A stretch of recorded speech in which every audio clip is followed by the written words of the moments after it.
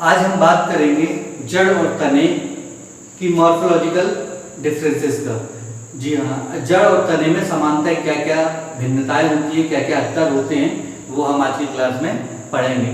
तो सबसे पहले हम बात करते हैं रूट की, है ना, और एक तरफ बात करेंगे स्टेम की।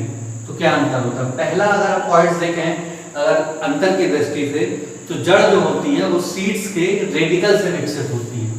कहाँ से? सीड्स के रेडिकल से। रेडिकल हिंदी में इसको हम क्या बोलते हैं? मूलांकुर। ठीक है, जड़ जो होती है वो बीज के मूलांकुर से विकसित होती है। इसके अलावा अगर हम तने की बात करें तो तने जो होते हैं वो सीड्स के प्लूम्यूल से विकसित होते हैं, जिनको हम हिंदी में प्रांकुर बोलते हैं। ठीक है, ये सीड्स के प्लूम्यूल्स या प्रांकुर से विकसित होते हैं। ठीक, अब ये होता क्या है रेडिकल और प्रांकुर, ये मैं आपको कोशिश करता हूँ समझाने की। जैसे ये एक सीड है, आप देखते हैं जब यंग सीड्स रहता है, जर्मिनेट होता है, तो जर्मिनेट होते समय उसमें छोटी छोटी ऐसी बर्ड्स टाइप की निकलती हैं, ये इस टाइप से, है ना। तो ये जो कहलाती है, इसको हम बोलते हैं रेडिकल, जिससे जड़ का विकास होता है। और ये ग्रीनिश टाइप की जो होती है, इनको बोलते हैं हम क्या? प्लूम्यूल्स। ठीक है, जिनसे तने का विकास होता है। ठीक, दूसरा पॉइंट्स की बात अगर हम करेंगे तो रूट में नोड और इंटरनोड, पर्व और पर्व संधि का अभाव होता है। इसमें पर्व व पर्व संधि का अभाव होता है। और तने की बात करेंगे तो इसमें पर्व व पर्व संधि पाई जाती है। देखिए, कोई भी पौधा होता है, अगर हम किसी भी पौधे की या गन्ने की बात करें, गन्ने का पौधा का एग्जांपल लेंगे, तो ये जो होता है, ये दो जो गांठें होती हैं या जहाँ से पत्तियां निकलती हैं, इनकी हम बात करें तो ये हमारा क्या कहलाता है? ये कहलाता है हमारा नोड। और इसके बीच का जो हिस्सा होता है ये कहलाता है इंटरनोड। ठीक है, तो क्या बताया मैंने? इंटरनोड जो होता है वो नोड और इंटरनोड किसमें? जड़ों में नहीं पाए जाते, जबकि तने में ये नोड और इंटरनोड पाए जाते हैं, है ना। ऐसे पौधे की बात करेंगे तो ये यहाँ से मान लीजिए पत्तियां निकली हैं, तो ये जो कहलाएंगे वो नोड्स कहलाएंगे, और इनके बीच का जो हिस्सा वो इंटरनोड कहलाता है। तीसरा अगर टॉपिक की अगर इसमें बात करें हम, तीसरे डिफरेंसेस की, तो जो रूट होता है, जड़ जो होता है, जड़ के पौधे को अवरोही अक्ष भी कहते हैं। अर्थात ये कैसा होता है? यह पौधा जो होता है वो अवरोही अक्ष कहलाता है। अवरोही अक्ष, है ना।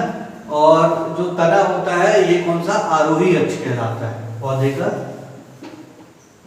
का आरोही अक्ष कहलाता है। अब ये क्या होता है, ये मैं आपको कोशिश करता हूँ बताने की। आपने देखा होगा जनरली अगर इसकी जड़ की बात करें तो इस टाइप से आप ये जड़ जाता है, यहाँ आप देखेंगे ये इस टाइप से बड़ा होता है, धीरे धीरे ये कैसा होता जाता है? छोटा होता जाता है। तो आप देख रहे हैं ये ऐसा हो रहा है, मतलब घट रहा है, तो ये क्या कहलाता है? घटता क्रम, अवरोही क्रम। तो जड़ों में ये कैसा होता है? अवरोही अक्ष होता है, ऐसा। और अगर प्लांट्स की बात करें तो प्लांट्स में क्या होता है? धीरे धीरे ये इस टाइप से और बढ़ता जाता है, ये तो ये इस टाइप से ऐसे बढ़ते क्रम में रहता है, तो इसको बोलते हैं हम आरोही अक्ष।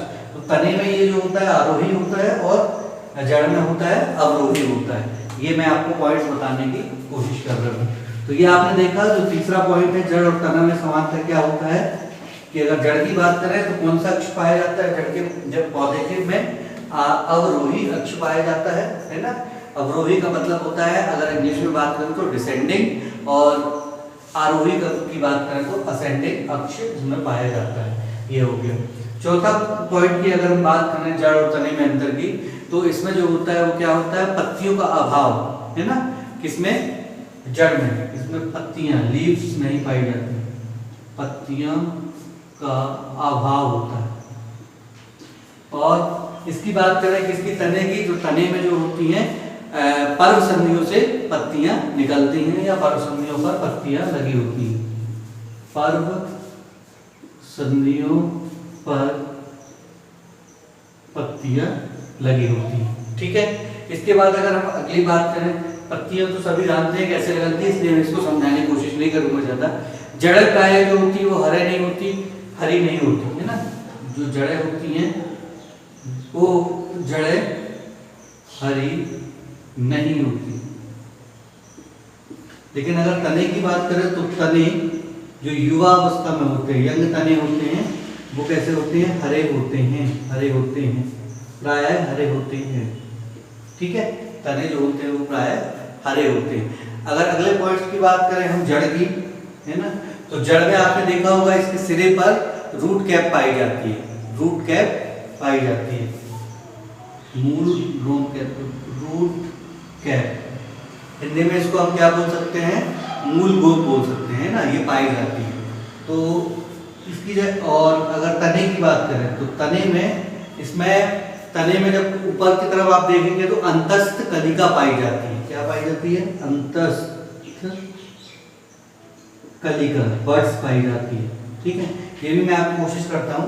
जब आप देखेंगे कोई पौधा होता है तो इस टाइप से आप देखेंगे, इस टाइप से कलिका पाई जाती है, अंतस्थ कलिका बोलते हैं, जो ऊपर एंडिंग में होती है, इसको बोलते हैं हम अंतस्थ कलिका। और रूट कैप जो होती है वो आप देखेंगे तो यहाँ पे पाई जाती है, ये इस वाले सिरे में, इसको हम बोलते हैं रूट कैप। इनका कार्य क्या होता है?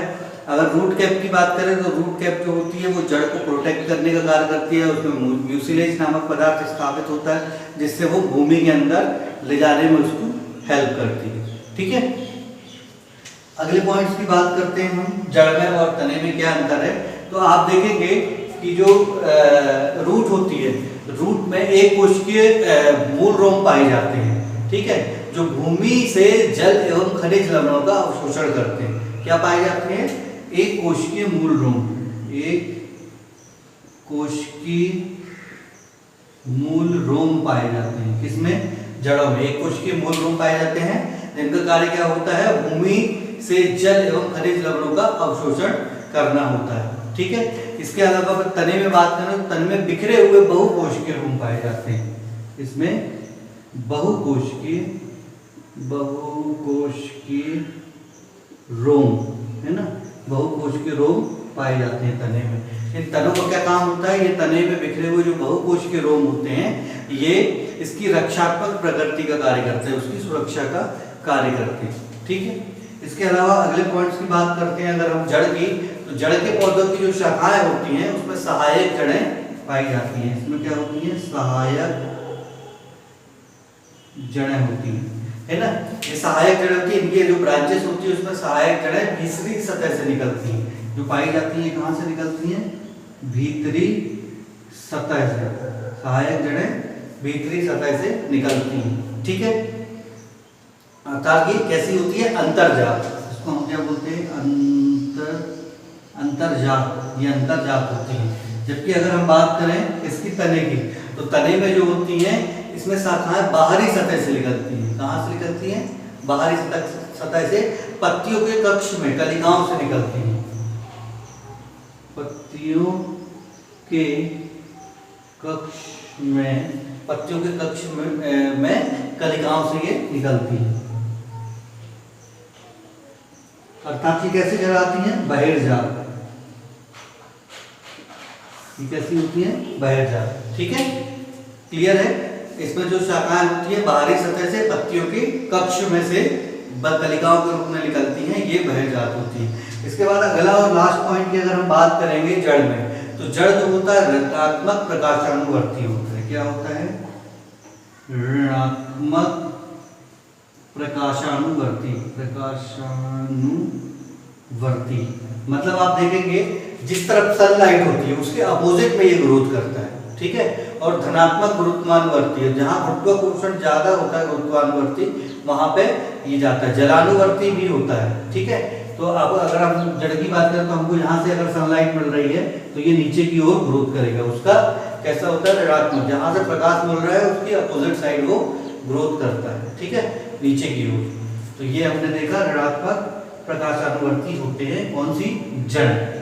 और अगर हम बात करेंगे तने की, तो तने क्या होते हैं? धनात्मक प्रकाशानुवर्ती होती है। ये कैसे होते हैं? धनात्मक प्रकाशानुवर्ती, है ना। धनात्मक प्रकाशानुवर्ती मतलब जिस तरफ प्रकाश होता है उसी तरफ ये ग्रोथ करते हैं तने, तो ये धनात्मक प्रकाशानुवर्ती होते हैं। इसी प्रकार अगर इसमें गुरुत्वाकर्षण की बात करेंगे तो ये धनात्मक है ना, लेकिन ये ऋणात्मक होगा। आपने देखा होगा गुरुत्वाकर्षण नीचे की ओर है, लेकिन तना कहाँ की ओर बढ़ता है, ऊपर की ओर, तो ये ऋणात्मक गुरुत्वाकर्षी होता है। ठीक है, इसके अलावा जलानुवर्ती तो होता ही होता है, क्योंकि जल तो इसमें आता ही आता है। तो आज की क्लास में मैंने कोशिश की आपको समझाने की कि जड़ और तने में, किसी भी पौधे के जड़ और तने में क्या अंतर होता है। बहुत इंपॉर्टेंट टॉपिक है, कॉम्पिटिटिव एग्जाम की दृष्टि से देखा जाए या परीक्षा की दृष्टि से, तो ये परीक्षा में भी बहुत ही महत्वपूर्ण है। आशा करता हूँ आपको पसंद आएगा। अगर आपको पसंद आता है तो जरूर लाइक और सब्सक्राइब करें, कमेंट्स करें। Thank you.